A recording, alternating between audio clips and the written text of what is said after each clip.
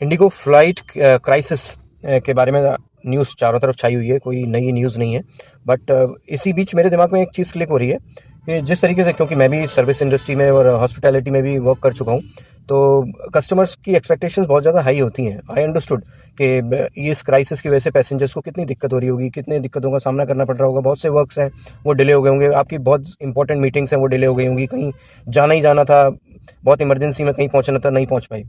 But हमें साथ ही साथ ये भी ध्यान रखना चाहिए कि ये इंडिगो वही ऐसे ही नहीं इंडिगो बन गई है, और इतनी बड़ी कंपनी ऐसे ही नहीं बन गई है। उनका सपोर्ट था, उनकी सर्विस थी इस तरीके की कि वो इस मुकाम पर आज, जिस मुकाम पर आज है, वो उस मुकाम पर उस सर्विस की वजह से ही पहुंच पाई है।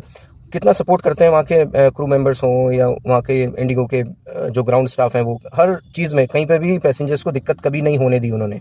आज उनकी मुश्किल घड़ी है, तो मुझे लगता है कि कहीं न कहीं ये प्रोसेस फेलियर है। उन ग्राउंड स्टाफ की तो कोई गलती नहीं है, जिसकी वजह से वो तो ऐसा चाह नहीं रहे कि आपको दिक्कत में लेके आएँ। कहीं न कुछ प्रॉब्लम्स हैं उनके पीछे भी, जो वो नहीं कर पा रहे हैं आपकी हेल्प।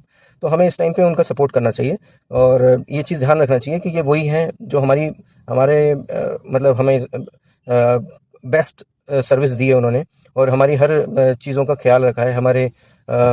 हमें किसी भी तरह की कोई दिक्कत परेशानी पहले कभी होने नहीं दी है।